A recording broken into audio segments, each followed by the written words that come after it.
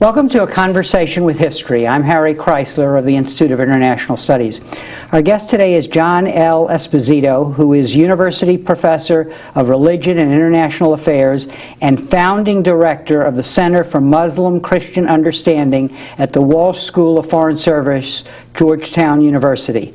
A past president of the Middle East Studies Association, he's editor-in-chief of the 4-volume Oxford Encyclopedia of the Modern Islamic World, editor of the Oxford History of Islam, and the author of numerous books, including Unholy War, Terror in the Name of Islam, and The Islamic Threat, Myth or Reality, and most recently, the Oxford Dictionary of Islam. Professor Esposito, welcome to Berkeley. Thank you. Thank you for having me. Where were you born and raised? Raised in Brooklyn, New York. And looking back, how do you think your parents shaped your thinking about the world? Well, I think that what my parents gave me was an appreciation for education and a sense of being curious. They didn't so much get me into the area of international affairs. That came much later in my life. My first track was to go off to a monastery for 10 years. And I think that that was part of my background. It was only later that I got on with my real life, which parenthetically I should mention I married 37 years, so there are two sides to my life. That's very, and so what did turn you on to international affairs? I was finishing a degree in what I thought was a degree in world religions with a focus on Hinduism and Buddhism. I'd already done graduate work in Catholic theology and was teaching that actually at a college. And the chairman of the department, a man named Bernard Phillips, said to me, "You really should do a course in Islam. We're hiring Muslim scholars." And I basically politely declined. This was 1967. I had very little interest in the Arab world and Muslims. And in many ways, I typified a lot of Americans. What I did know were a group of stereotypes. But he convinced me to take one course with a Muslim scholar, and it just turned me on to the whole area. And then that led me into my interest in basically the Muslim world, relations between the West and the Muslim world, and international affairs in general. And where were you at school then? When you Temple University in Philadelphia. Yeah.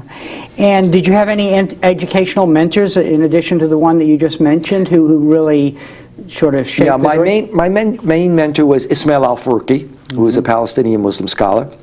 And then we also, during that time, had an Egyptian, Hassan Hanafi, who is back teaching at Cairo University. Those were the people in my formative years, I would say. Looking at your works, I think you convey a very strong sense of the way that we misperceive the Islamic world. And so I thought I'd begin talking about your work by asking you, when a Muslim looks around, what does he see when he thinks about the West, just the typical Muslim? I feel that we don't have a sense of their perception of us. Yeah, I think that the Muslim world in some ways can be as diverse as when we talk about the Western world. The difference between, certainly we see today, between France and America. But I think in general, whether sophisticated or unsophisticated, educated or less than well educated, many Muslims have a sense of, on the one hand, admiring, let's say, America. That's why so many have come here, want to come here. They come to study, they come to live, they buy property, etc. But even though that's the case, there is a sense among many Muslims who feel close to America, let alone extremists, that the West, there's been a long history of rivalry. There's a strong memory of a militant Christianity, the Crusades, and of European colonialism. And more recently, a sense that, in general, as great as America is in terms of its principles, when it comes to its foreign policy and its application in the Muslim world, a double standard is seen. And I think the most generic observation also is that, many simply believe that despite the number of Muslims and their visibility across the world and now in Europe and America, Islam generally still tends to be a misunderstood religion, often seen through caricatures or through the headline events that focus on the acts of extremists. Mm-hmm. And on the other side, what stands out in the way we misperceive the Islamic world? I think that we often fail to see the diversity of, that we know that there's a diversity. When Muslims say the West, we will say, well, wait a minute, difference between Europe and America. Or when they say the West in Christianity, we will say this isn't Christendom any longer. We tend not to see the diversity of the Muslim world. Until recently, we tended to continuously over the years equate Islam with Arabs, when they only constitute 23% of the Muslims. We tend, in the past, when we talk about, for example, women, we'd always have images of women in Saudi Arabia, or talk about the fact that they couldn't drive cars, or that there was sexual segregation, or that they had to be completely covered in public, and often equate that with what would be the reality, let's say, of Muslims in Egypt, or Muslims in Indonesia, Malaysia. I think the other thing is we tend to equate the minority of extremists, who are in fact out there and are dangerous, with the majority religion. For example, when an extremist Jew assassinates a prime minister of Israel, or an extremist Christian commits an action, in our gut as Americans, we distinguish that from mainstream Judaism and Christianity. The average person doesn't say, there go those Christians and Jews again. And we use the word extremist, meaning veering from the norm. When Muslim extremists do it, that distinction doesn't occur. Even when we use the word extremist, we don't really necessarily mean that they're extremists relative to the norm. And of course, that perception gets reinforced by certain voices in the Christian right, Franklin Graham and Robertson, who in fact don't make the distinction themselves. They don't say extremists are evil, they say Islam is evil. And I think that is, post 9/11, it's become exacerbated exponentially. And is it ignorance that is the root cause here, that the extreme should, or the part or the piece should be taken for the whole? I think it's ignorance and reality.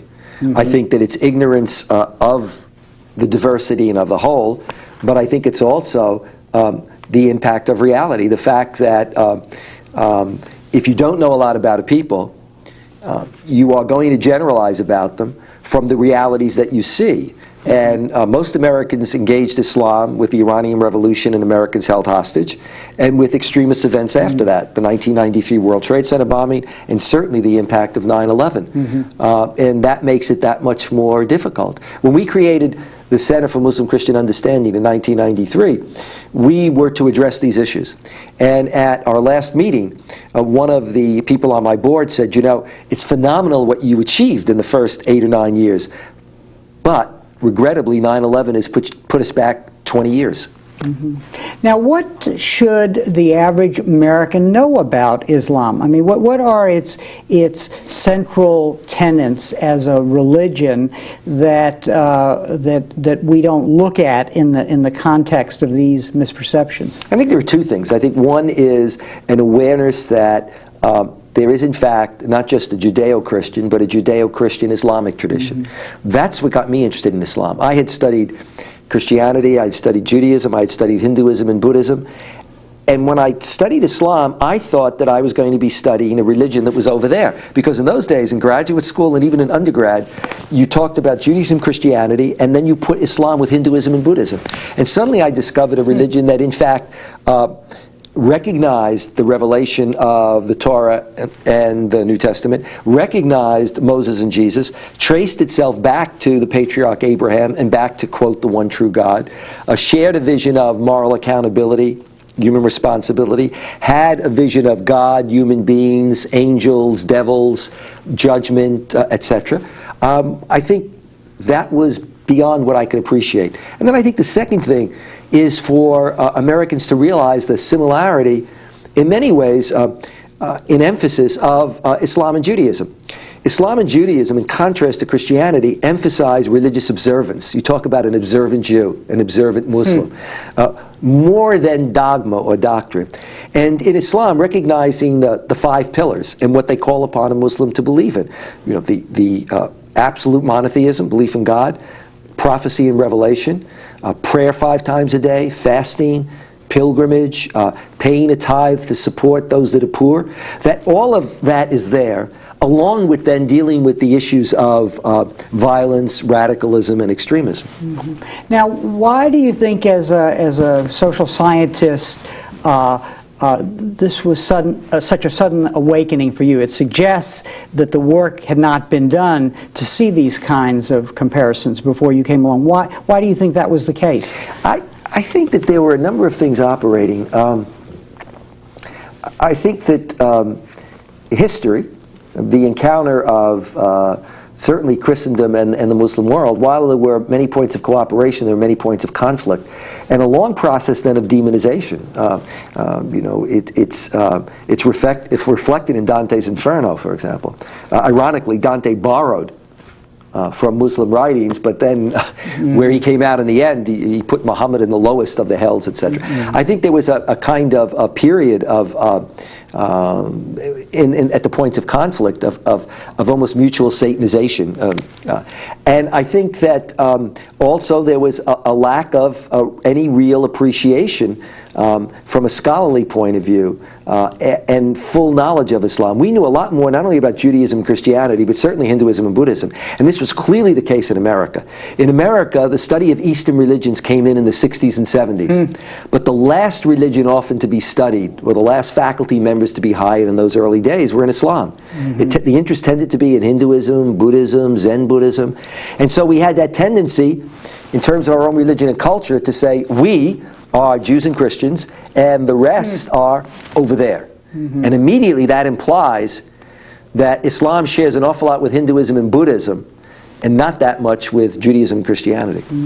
So this sets the ground for the susceptibility to an argument about there being an inevitable clash of civilizations, which is the argument that Huntington made with the end of the Cold War. What is wrong with that argument, and how do we move beyond it? I think Sam was right in identifying points of conflict. But I think Sam, first of all, came at it as indeed most social scientists of his era, with a certain kind of bias. To begin with, Sam was one of the founders of the Modernization and Development School, which he has since moved away from. But the implications at that time of that school, you know, would have somehow put Islam on the back burner, in the back field. I think also Sam comes from that period, the Cold War period, where you are seeing the world in terms of us and them, and doing, you know, constantly doing, therefore, looking for the next threat. And it came in a climate where post-Cold War people were looking for the next threat. I think also one could look back at that history of conflict. That would reinforce it, the Gulf War.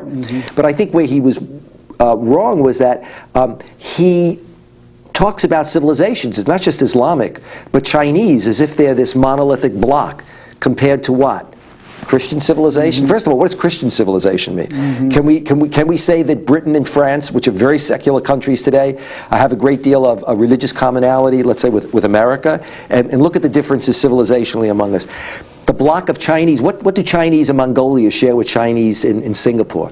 And even Islamic civilization, while religiously Muslims see themselves as connected, look at the centuries-long conflict between Iran and Iraq, the conflicts between Egypt, Libya, and the Sudan. So along with any kind of unity, there's always been this enormous diversity. I think that's where Sam was wrong. I think he was right in saying that in the post-Cold War, it's not state to state, that religion and ethnicity become stronger, that there is a proliferation, you have a growth of youth in areas that are economically deprived. I think all of that is there. And I think he's right in many ways today. His theory would be right, because I think we run a risk today on both sides, and this is what I worry about, that if the Bush administration isn't careful in the way that it pursues the war, or it would be any administration in this post-9/11 period, it, along with the extremist on the other side, can in fact promote what will be seen by both sides as a clash of civilizations. And indeed, that's the way in which many on both sides now see it. Now, let's talk a little about Islam and this question that you touched upon, which is the relation of Islam to modernity.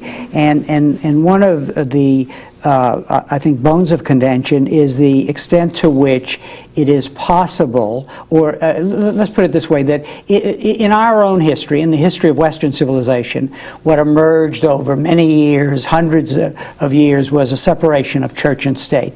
And we see this as a key element in modernity. And then we in quotes, then look at Islam and say, well, that hasn't happened there, and that is a problem. Help me understand what's wrong with that kind of reasoning. Well, I think that it is true that it hasn't happened, but I think there are a number of reasons for that. I think, first of all, on the one hand, you can say, yes, there are many Muslims out there who see Islam holistically in some ways, that religion is related to politics and society. But certainly if we look at pre-modern times, this was true of most major world religions to one extent or another. Hinduism related religion to a social system. Christianity talks about separation of church and state. Well, it certainly stopped existing after Constantine. Mm-hmm. You know, it was never an absolute separation, the Holy Roman Empire, but right down through the ages. I think the modern period, yes, you have that modern transition. But now, where has the space been for any kind of debate about the relationship of religion to state and society in the Muslim world? Muslim worlds didn't have a period of transition. You went from centuries of, if you will, Islamic rule of Islamic territories to European colonialism. Colonial powers weren't about addressing these kinds of issues.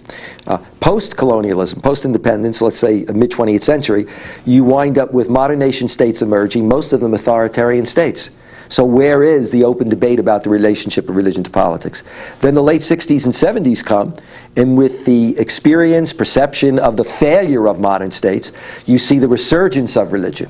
And in that resurgence of religion, there's a sense of the discrediting of the modern Western secular model and the reclaiming of Islamic model, but often the Islamic models reclaimed are in fact new creations said to be resurrections of some sort of pristine model. And so the kind of discussion and debate that has gone on in the West hasn't begun to happen in the Muslim world. I mean, it's begun, but it's been severely restricted. Mm-hmm. There are now Muslim thinkers across the Muslim world talking about issues of Islam and modernity, pluralism and democracy. But clearly, it is a process that is only at the beginning. And the problem is, there isn't very much time to do it.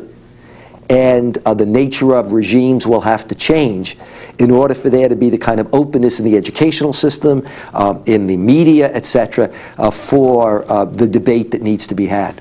When we have this misperception of the Islamic world, which sees everything as boiling down to terrorists hijacking a religion, one misses this whole realm of what you call the revivalist phenomena.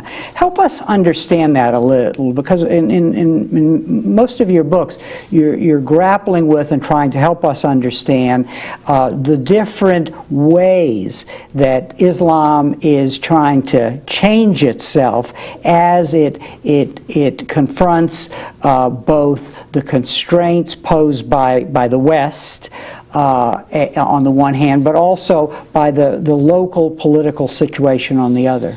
In the late 19th and early 20th century, as Muslims engaged colonialism but also looked to the future, you know, what might independence look like, you had a number of schools of thought. You had secularists who emerged and said there has to be a separation of religion and the state.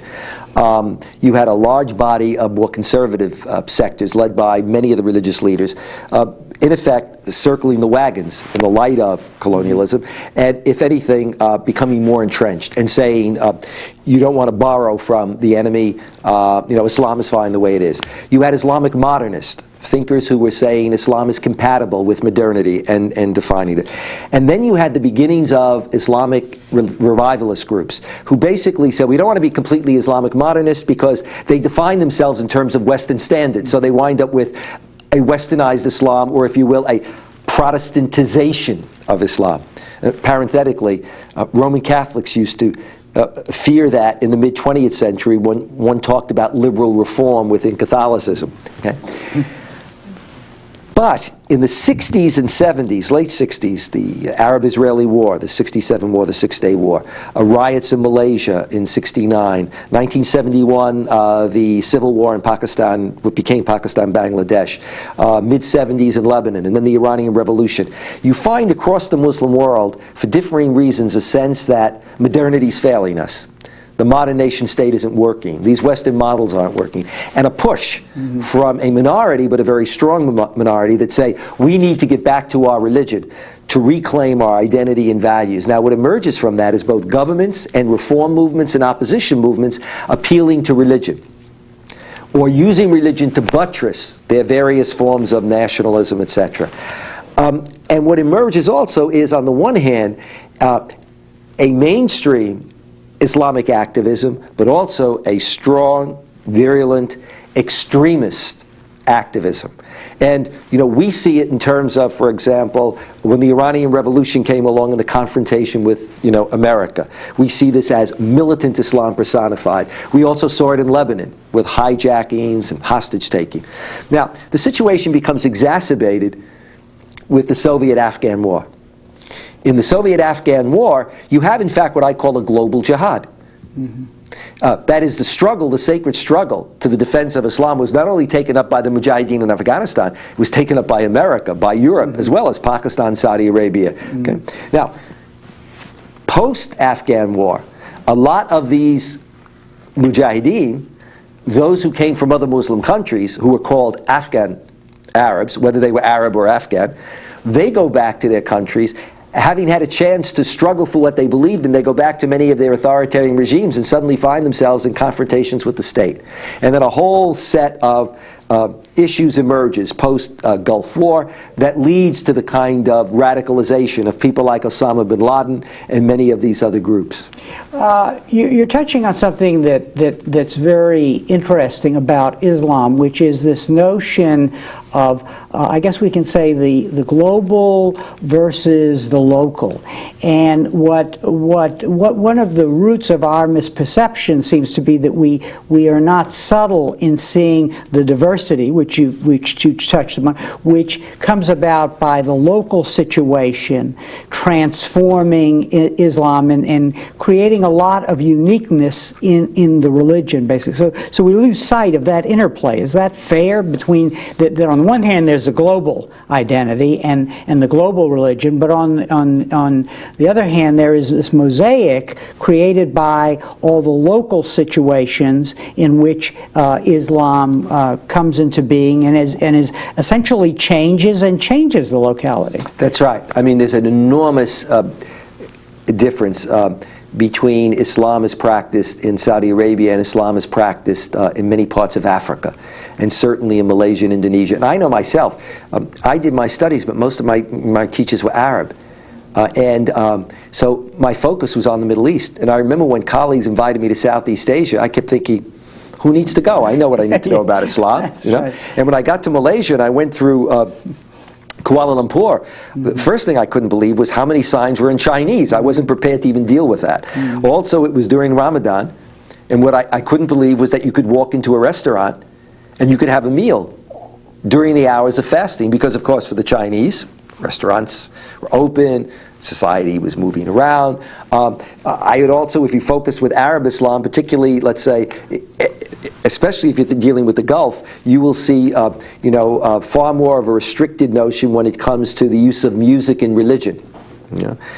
You then see the way in which, in Africa, even the Shahada, the confession of faith, will be chanted to an African beat. I remember a colleague of mine who only dealt with the Arab world, and we were in an African country. He was watching this mass demonstration, and he said, my God, this would never be allowed in the Arab world. So I think that appreciation of the local for the average American simply isn't there. Just as an appreciation for the, if you will, the average Arab or Muslim. What we know are the leading political leaders, the talking heads, right? And then we have this other term we use, the Arab street.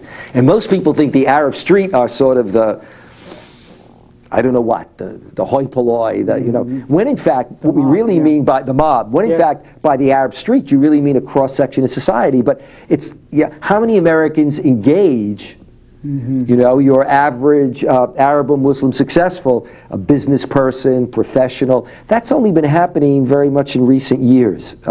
It wasn't on our screen. And I think another thing we forget about America, when I began to study Islam, people said to me, why are you going into that abracadabra field? You'll never get a job.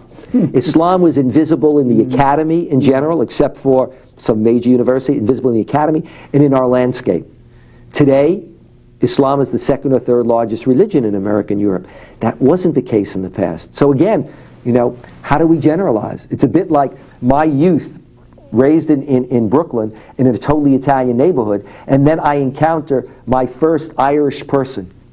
And that Irish person happens to be a classmate who's an attractive young woman, great personality, but gets left back 3 times in grammar school. What conclusion do I draw?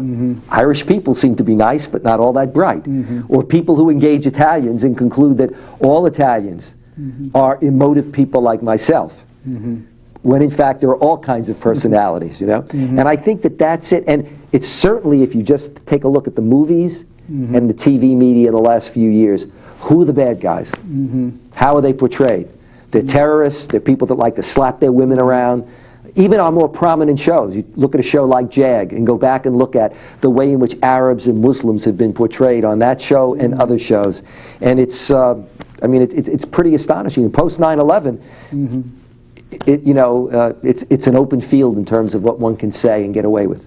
Now, a good case for that is the complexity of the relationship of Islam to democracy all over the world, and how in our perception and way of looking at it, when you talk about Muslim politics, you talk about extremism and fanaticism, but that's by no means the case. Help us understand that. I mean, there are many experiments with democracy, despite the dilemma in Islam about whether you have the rule of the Quran and Sharia versus the rule of people, but there is a lot of diversity there, and an attempt to kind of come to terms with democracy in an Islamic setting. Talk to us about that.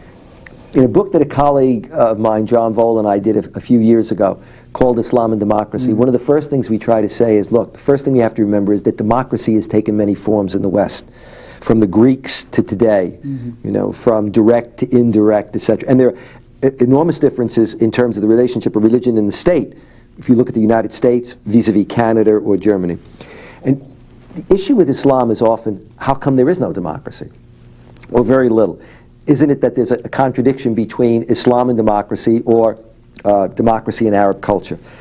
What I try to say to people is distinguish between pre-modern and modern. Judaism and Christianity and all world religions that began in pre-modern times legitimated divine forms of government, kings, etc., feudal systems of government. Then they reinterpret themselves. Okay? Whether or not and to what extent Muslims will do that remains the case. But what we do see in recent years is countries that have experimented with democracy. Pakistan, Malaysia, Turkey. Now, why the limited forms of democracy? Again, you go from pre-modern to modern. Modern, you have European colonialism. Colonial powers were not about creating strong civil societies and democratic institutions. Independence comes, you have modern nation states, artificial boundaries, therefore fragile. Who are the rulers? Kings, military, ex-military. Therefore, what we have in most Arab and Muslim countries are in fact governments that create a culture of authoritarianism, not of democracy. On the other hand, in recent years, along with some of the experiments, the push from below on the part of many critics of regimes is to criticize them by, in fact, what you might call democratic standards, to call for more political participation, more accountability, rule of law. Iran is a perfect example of that struggle within a society. How well that will move ahead is very much up for grabs. A lot of it has to do with the nature of regimes. If you continue with the kinds of regimes we have, it means that impacts on your educational system, both secular and religious, the seminaries. It impacts on your media. It impacts on your public space, on your civil societies, and in some Muslim countries, political parties, trade unions are banned or restricted. And so a lot of it has to do with how do these societies develop, and what role do European and, let's say, American governments play in terms of either reinforcing authoritarian regimes or reinforcing the need for broader political participation. And one could really make the argument, I guess, that our hands are not completely clean with regard to some of the regimes that we support in the region because of national security concerns, rightly or wrongly. Yeah, I remember after the Gulf War, several of us were on a panel at the Kennedy School at Harvard. And a colleague whom I often debate with and strongly disagree with made the statement, I don't understand. Why didn't Muslims turn more against the Soviet Union? You know, why is there more anti-Americanism? After all, they're unbelievers, you know, the Soviets, and you know, we're believers. To which a member of the State Department said to the person, look, the reality of it is what our foreign policies are. What governments have we been associated with? Why did you have such a strong reaction on the part of some or many Iranians during the Iranian Revolution? Well, there was a memory of the role that the United States played in keeping the Shah on the throne, when the Shah was driven into exile, bringing him back, the role of the CIA, the role of our military. Similar situation in terms of anti-Americanism in the Muslim world today. It has to do with a lot of our foreign policy. It has to do very much with the roles that we play, the support that we give to governments, whether it's Israeli-Palestinian or it's talking today in terms of Russia vis-a-vis Chechnya. President Bush was very clear before he became president in chiding Russia with regard to the Chechens. You look at the policy today. Where are we in terms of our attitude towards Iraqi sanctions, whether it's Clinton or Bush? Where are we when it comes to talking about the problems with Pakistan, but not sufficiently India when it comes to Kashmir? Our support for many authoritarian regimes in terms of military support. I mean, in many of these countries, they see our aid as not an aid that is given for a country to defend against the outside, but an aid that is often used against its own population. We often have played a role not only with our aid, but also in selling the equipment and in training security forces, military, etc. So that's not lost sight of. Let's talk about some examples, as you do in your book, Unholy War, and I should show it, Unholy War, Terror in the Name of Islam. You focus on three moderates who, in different settings in Indonesia, in Malaysia, are trying to come to terms, and the president in Iran trying to come to terms to deal with some of these issues of democracy and so on. And again, we don't focus on them. We don't see the constraints that they're operating under, what they're trying to achieve. For example, the president in Iran in trying to bring democracy, even in the context of this clerical rule. I think that Iran provides an interesting case because, we know the reign of the mullahs. We know what happened post-revolutionary time, both under Khomeini, immediately under Khomeini, and then his successors in terms of restrictions. But I think what we lost sight of was, however restricted, Iran moved to a point where there were regular parliamentary elections. Again, restricted, but regular parliamentary elections. Where, in fact, after a struggle about women's role in society, and there's been an ongoing struggle, in fact, women in terms of public space are visible, they function in jobs, etc. Khatami is a reflection not just of his reformist thought, and many would say that he increasingly has failed as a reformer in terms of being able to get the right leverage. He's a reflection of the society itself.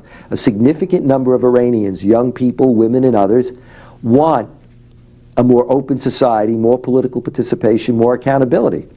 And indeed, some want it with a religious flavor or character, and some want religion to be pushed into private space. But we certainly see during the Khatami period, a real attempt to open up a debate and to press for broader democratization. Similarly, if we jump over to Indonesia, I mean, it's interesting that after Suharto went, you had democratic elections. And in those first democratic elections, the leader of one of the largest Islamic organizations in the world, the Nahdlatul Ulama, that has maybe 35 million people, Abdurrahman Wahid, was democratically elected. And indeed, when he was somewhat pushed out, the democratic process continued in Indonesia. Now, it's in fits and starts, it's fragile, but it's clear that it's there.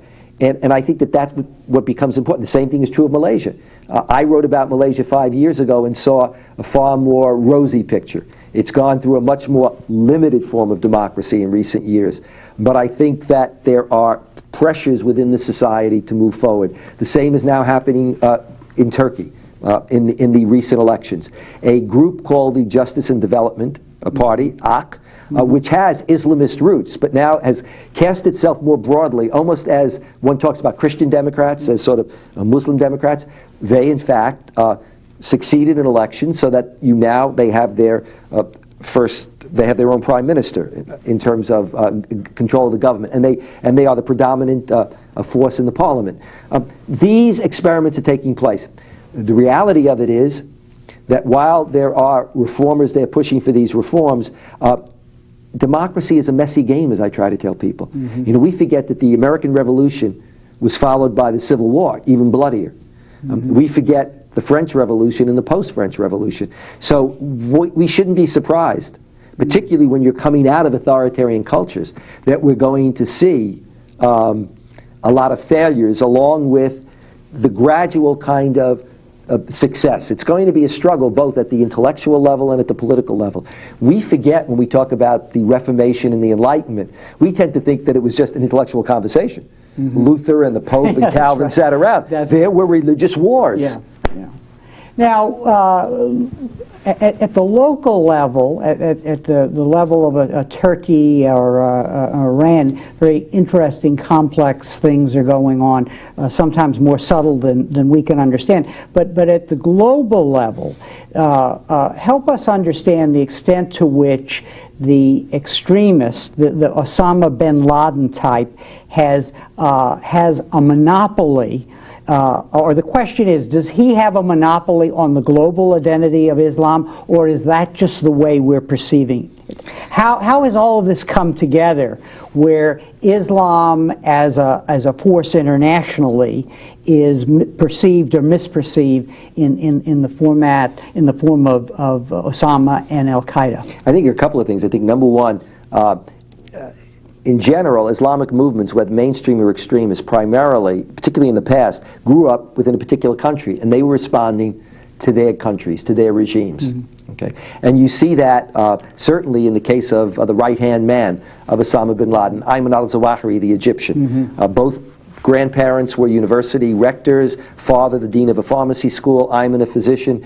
He joins one of the most extremist groups in Egypt. His enemy is the state. Later on, he goes global. Okay. The reality today is that you have movements that are both national, but also you have movements that are international. Mm-hmm. And certainly, what 9/11 pointed out to us was that many of the movements were going global post-Gulf War, mm-hmm. local as well as global, and it really exploded with 9/11. The risk post 9/11 is that, in fact, Osama has and continues to be a symbol. Mm-hmm. There's a certain lure in terms of the attraction. Osama is seen by many as, look, I mean, this is somebody who came from a privileged family, a wealthy family, who had a good education, and gave it all up to go off and fight the good war in Afghanistan. And then later on, at the Gulf War period and post-Gulf, took on his own government when he saw that this Armada was coming, and warned that it would come and not leave, that it would have a disproportionate amount of influence and presence in the Gulf. Mm-hmm. And Osama played to many of the grievances, not only of extremists, but grievances of the mainstream, in what they see as the double standard, in which they see the West not living up to its own standards when it comes to the Muslim world. Okay, mm-hmm. Whether it's promotion of democracy, Arab-Israeli conflict, you name it, Iraqi sanctions. Okay. Now, what do we see post 9/11? Post 9/11, initially, you see a Muslim world that sees, even the mainstream of the Muslim world, sees an America that is leading a war against global terrorism.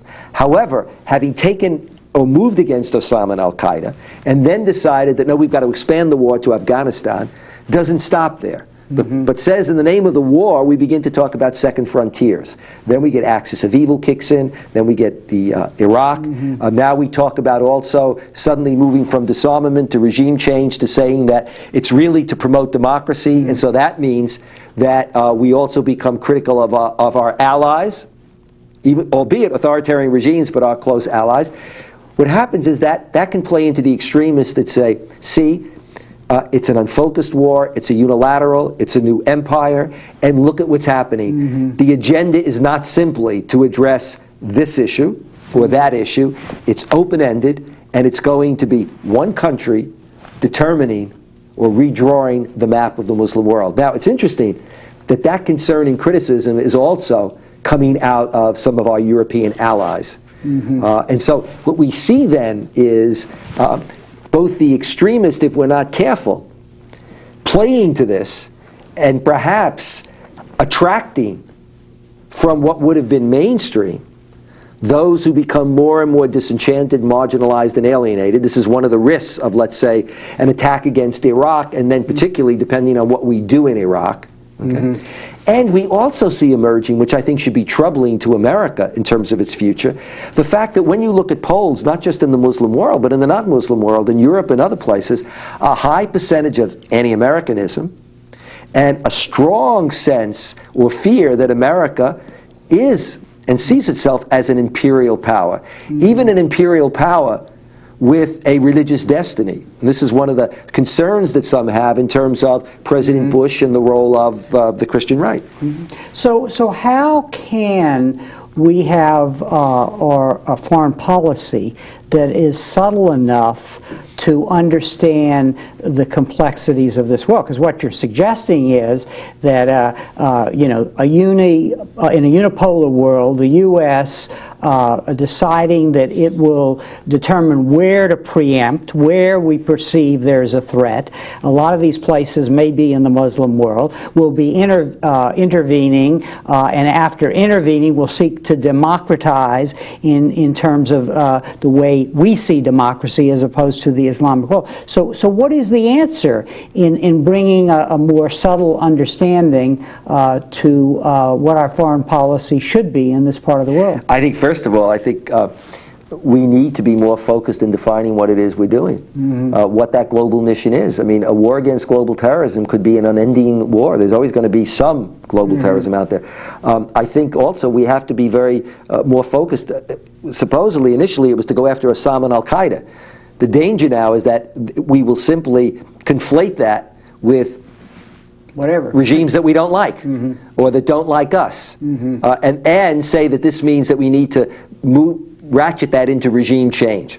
But I think that initial positive signal was given by the Secretary of State a few months ago. It actually was a policy that he announced about a year and a half ago, but it wasn't announced all that publicly. And that was a policy that did say publicly that, look, our public diplomacy is not just going to be about public relations and telling people what America is about or why they misunderstand us, but we're going to deal with foreign policy issues. And he said, he admitted that the United States had not often listened when it came to the issue of democratization. It hadn't listened to many people in the area. He also said that we would be open to seeing more democratization, and even if that meant that parties would be elected that might not be our preferred party, that parties that might be quite independent in terms of the way that they dealt with us.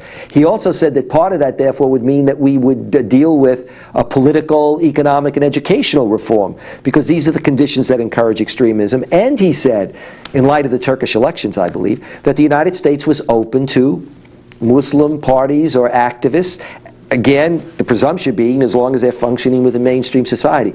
To what extent we will actually pursue that as a policy is the real challenge, and how we're going to do that. Or will it simply be seen by cynics as a rationale being laid down as we moved from saying disarmament, regime change, and then suddenly said, no, the real purpose is to liberate Iraq, establish democracy, and let that be an example to the rest of the Middle East, and then to go on and promote it there. I think these are very tricky waters that the United States will be in for the foreseeable future. What are the key resources for the extremists to the extent that they attempt to monopolize the Islamic identity, to hijack the religion? Seems to be tied up with the Israel-Palestine conflict and our inability to see this as a problem for the Islamic world, separate from the radicals who want to hijack the religion. Talk a little about that sensitivity to that issue as one tries to create a global Islamic identity that's separate from what the terrorists might want it to be. I think that what extremists do is they exploit real issues. And that's always been the case. Real issues that are out there that both mainstream Muslim societies are concerned about as well as extremists. And those issues have everything to do with political participation as well as American foreign policy. And certainly the Arab-Israeli conflict has been there. In fact, what extremists would say today, but there are mainstream that say it too, the Bush administration backed away from the real conflagration, the real violence and terror that's being committed by both sides in Israel and Palestine, and turns to Iraq, in the interim. And so I think that extremists play off that. Extremists play off a long resentment among both mainstream as well as extremists with regard to not what America stands for and the West stands for, but the difference between that and what is seen as a lack of balance in our foreign policy with regard to the Muslim world in general and the Arab-Israeli conflict in particular. And a sense of saying, look, there is not a balance or a parity in terms of American foreign policy when it comes to this region. And so, for example, extremists can continue to say something like, look, when Sharon and the military went into the West Bank and Gaza, the Secretary of State and the President were very quick to say this must stop in a matter of days, 3, 4 days, 8 days. And in fact, the United States did what it hadn't done in the past. It moved in the UN working on 2 resolutions to say, in effect, cease and desist. But at the same time that happened, in New York, President Bush in Washington is saying Arafat is responsible for terrorism, and certainly Arafat should be held responsible for the failures of his regime, but says Sharon is a man of peace. And in the interim, they would say, months have gone by, and no longer is there an attempt to put any restraints. There is an attempt to limit, as it should be limited, the suicide bombing and the killing of the innocents. But there isn't an attempt to limit the violence and terror on the other side that is being perpetrated in Israel-Palestine. And that is an issue across the Muslim world. And that is what Muslims know about and see. We forget that in recent years, they often, until recently, they see more than we see. That is, in the Arab and Muslim world, you no longer have to depend on the American media or the European media to tell you what's going on. You have Al Jazeera and similar. And every day, people can watch, whether they're having coffee in the morning or tea in the afternoon, they can be watching live what's going on. What we tend to see in America is the horrendous scene of the effects of suicide bombing. We don't see the horrendous scenes in the West Bank and Gaza. We don't see the use of Apache helicopters and F-16s and American bulldozers to bulldoze homes. Those images and visions go out, and the extremists can seize upon that sense of outrage that many feel and play to it. And you see this. I've come back from the Gulf and other places. It's not just among young Islamists. In fact, if anything, it's often among the young discontented in the next generation who look at their own governments and see them as corrupt, see many people as not standing up for something, and they look at somebody like Osama and he becomes a Robin Hood character. Wrongly, but is perceived, as somebody who takes on with his mouth, but also, supposedly, across the board, with his actions. And I think that's what we are dealing with today. We began this discussion talking about your discovering of the third faith, Islam, alongside Christianity and Judaism. I'm curious, as somebody who's thought a lot about religion, is it fair to say that in some ways fundamentalism, extreme fundamentalism in all three religions is a major problem of modernity these days that is across the board? Absolutely. I think that we forget in recent decades there's been a religious resurgence and it's mainstream in most faiths. But you have this fundamentalist. The way I like to put it is as follows.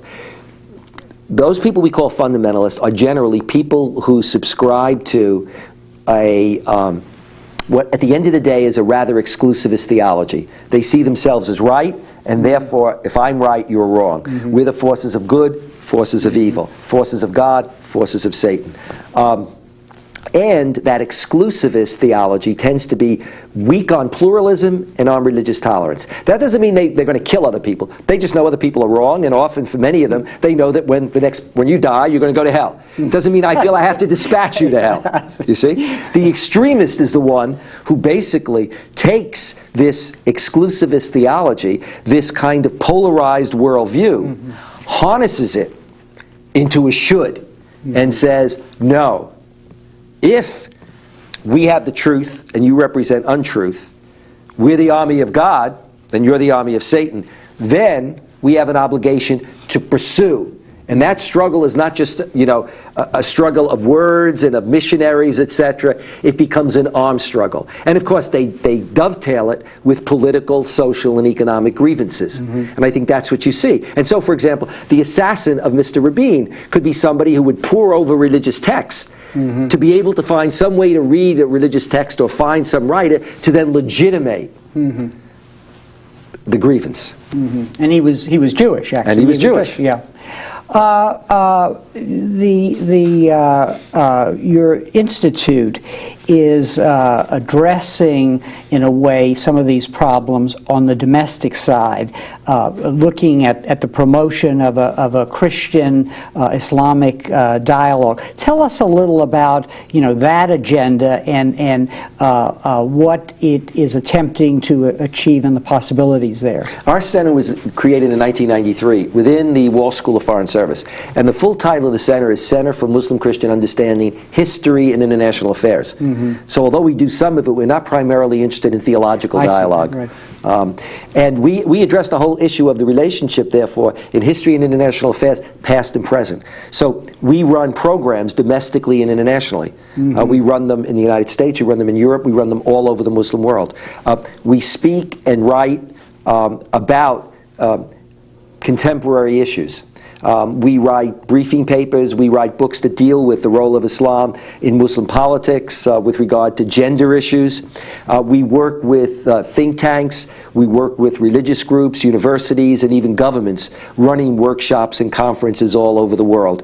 And we do an awful lot with the media, domestically and internationally. And for many of us, our writings are translated not only into European languages or Chinese and Japanese, but into Muslim languages. And so we attempt an engagement not only in Washington and across America, but in fact we attempt this kind of engagement internationally. So in a way, what you're really talking about is elevating the consciousness in the same way that your consciousness was elevated as you began your pursuit of scholarly studies. Precisely. I mean, our whole idea is really to open up that window, to try to say to people, yes, you know something, but often it's that something that's coming through what I call the explosive headline events. Because the media is about grabbing your attention and selling newspapers.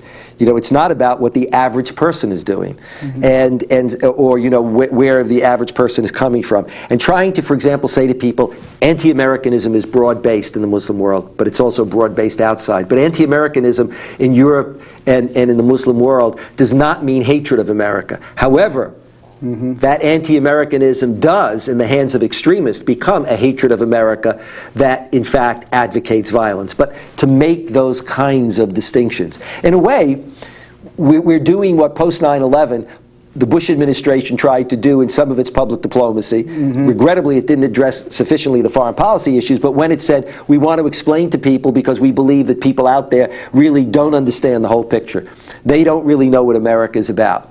Well, we're trying to kind of broaden that picture on all sides to the extent that we can. One final question requiring a short answer. How would you advise students to prepare for a future where international politics is going to be important, the Islamic world is going to be important, and we have to deal with the challenges posed by America's enormous power in the world? I think students are positioned today in a way that they weren't before. Post 9/11 is meant, whether it's the curriculum or our media, a far more visible set of opportunities to learn more, and students ought to be more motivated. I mean, after all, America was attacked, and it is part of their future, and this isn't a war that's being fought over there. So I basically say to students, you know, you have an obligation as a citizen, let alone the opportunity as a student, to explore international affairs and to attempt to make your contribution. On that note, we're very pleased to have had you here today, and thank you very much for joining us for this conversation with history. Thank you. It was fun. Thank you very much for joining us today.